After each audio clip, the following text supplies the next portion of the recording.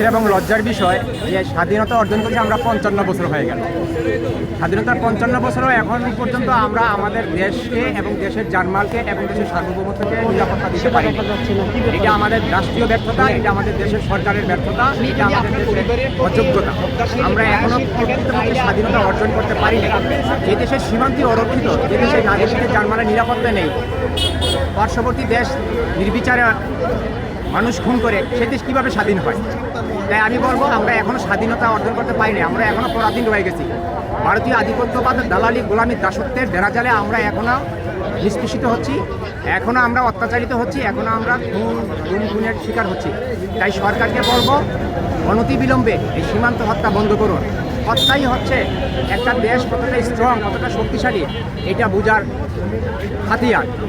আমার সীমান্ত যদি একটা পার্শ্ববর্তী দেশ যদি আমার দেশের জনগণকে খুন করে সীমান্তে, আর আমার দেশ থেকে এটা প্রতিবাদ না জানানো হয় এবং এটা যদি প্রতিরোধ না করা হয়, তাহলে ওই দেশে মেরুদণ্ড নেই।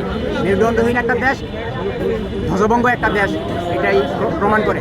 তাই আমি সরকারকে বলবো আমরা স্বাধীন সার্বভৌমত্ব বাংলাদেশের নাগরিক, আমরা আমাদের জানমালের নিরাপত্তা চাই, আমরা আমাদের সার্বভৌমত্বের নিরাপত্তা চাই। সীমান্তে যেন আর কোনো হত্যা না হয় সেটা চিরতরে বন্ধ করা হোক। যদি ভারতীয়রা সীমান্তে হত্যা বন্ধ না করে, ভারতীয়দের সাথে আমাদের সমস্ত বাণিজ্যিক চুক্তি, সামরিক চুক্তি, রাজনৈতিক চুক্তি, সমস্ত দ্বিপাক্ষিক যত চুক্তি আছে সেগুলি বাতিল করা হোক এবং বাংলাদেশে ভারতীয় দূতাবাসকে বন্ধ করে দেওয়া হোক। এই দাবি সরকারের নিকট জানাচ্ছি এবং সীমান্তে হত্যার ভারতীয়দের এই জঘন্য নৃশংস ন্যাক্কারজনক ঘটনার আমরা তীব্র নিন্দা, প্রতিবাদ এবং ঘৃণা জানাচ্ছি।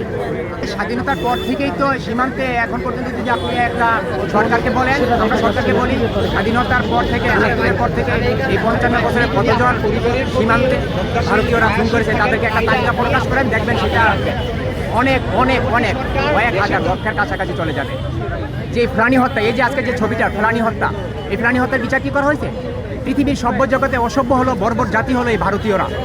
এরা বন্ধুর বেশি আচরণের কথা বলে, কিন্তু এরা হলো সবচেয়ে হিংস্র, হায়ানা, সবচেয়ে শত্রু। বাংলাদেশের যদি কোনো শত্রু থেকে থাকে পৃথিবীর বুকে, সেটা হলো এই ভারতীয়রা। এরা উগ্র হিন্দুত্ববাদী, এরা পার্শ্ববর্তী প্রতিবেশী, এরা নিকৃষ্ট প্রতিবেশী। বিশ্বের মধ্যে মধ্যপ্রাচ্যের ক্যান্সার হলো ইসরায়েল, আর এশিয়ার ক্যান্সার হলো এই ভারতীয়রা। ভারতীয়রা হলো বিশ্বের মধ্যে অসভ্য জাতি। ঠিক, এরা এরা প্রতিবেশী হিসেবে অযোগ্য, এরা কোনো যোগ্য প্রতিবেশী নয়। আমরা সরকারকে একটা বার্তা দিতে চাই, ভারতীয়দেরকে একটা কথা বলতে চাই, বন্ধুত্ব সুলভ আচরণ করলে আমরা আপনাদেরকে রাখবো, নয়তো আমি বাংলাদেশের সমস্ত চুক্তিগুলি বাতিল করতে বলবো সরকারকে এবং ভারতীয় দূতাবাস বাংলাদেশ থেকে বন্ধ করে দেওয়ার আবেদন জানাচ্ছি। এই ব্যাপারে আমি আর কী বলবো? এই হারে হারামদাদা বাঙ্গু সুশীল রাজনীতিবিদরা আর বাঙ্গু সরকাররা বসে বসে তামসা দেখে, বিএসএফ সীমান্তে গুলি করে, বিজিবি গিয়ে লাশ আনে, আর হারে হারামদাদা আমগো বাঙ্গুর রাজনীতিবিদরা বসে বসে টেলিভিশনে সেই খবর দেখে আর আঙ্গুল চুষে।